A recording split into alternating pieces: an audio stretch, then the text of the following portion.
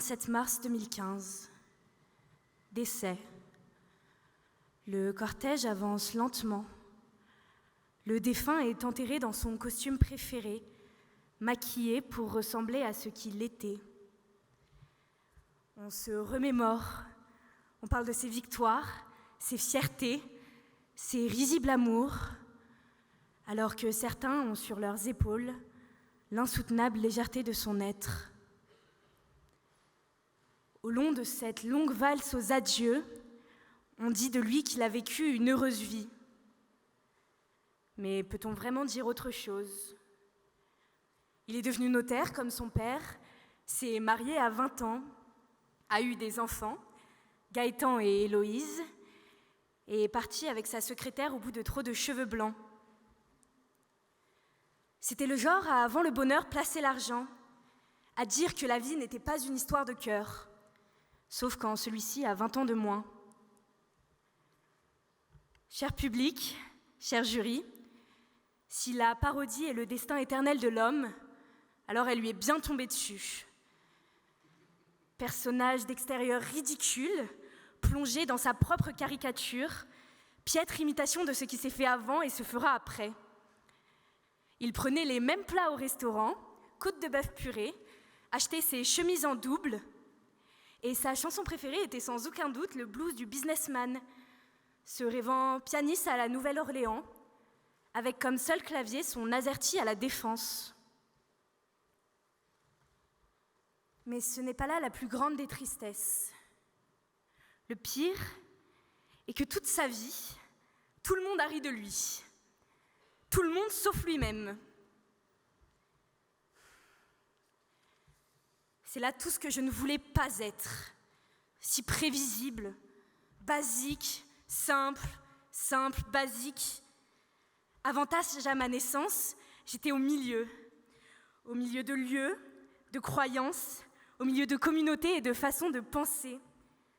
Alors j'ai voulu tout faire, tout le temps, tout être. Pas parce que j'en avais envie, mais parce que j'en avais besoin.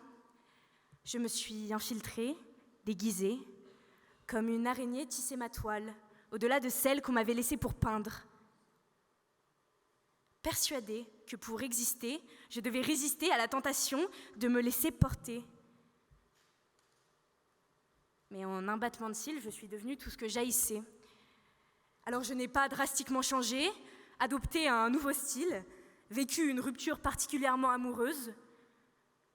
Non, ce sont les autres qui m'ont condamnée, enfermé mes rêves de liberté dans un dédoublement de mon identité.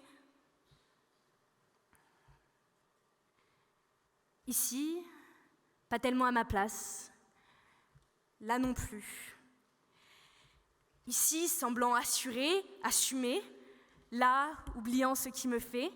Ici, parle pour faire, là, fait pour parler. Ici, quasi de la diversité.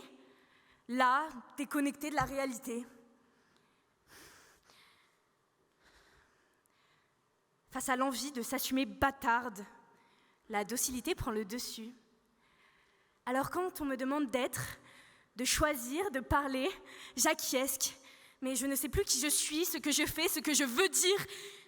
Et je n'ai même pas de costume dans lequel on peut m'enterrer.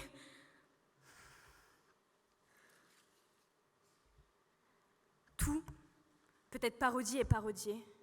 Vous pouvez être parodie et parodié. Alors parfois, mieux vaut en rire qu'en pleurer, pour ne pas succomber à l'absurdité. Mais rions avec prudence. Ne prenons pas la vie comme une fatale parodie. Quelle perte de temps, quelle perte de goût, c'est fade comme un Covid long. Résistons, en riant certes, mais aussi en refusant de le faire. Mesdames et messieurs, nous n'avons pas un temps pour rire et l'autre pour pleurer. Un pour moquer et l'autre pour avancer. L'histoire se répète, certes, mais notre abonnement n'est pas renouvelable.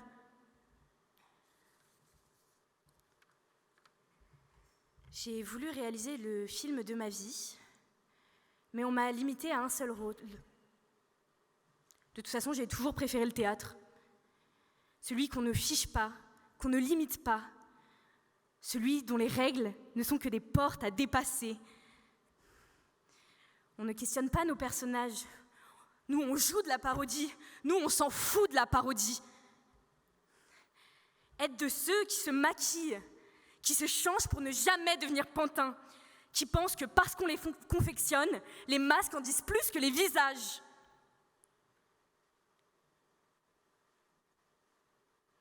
C'est décidé. Je vais être ici et là, fourrée au moulin, moulinée au four. Mes planches de bois sont synonymes de vie. Et quand les rideaux tombent, je veux mourir sur scène.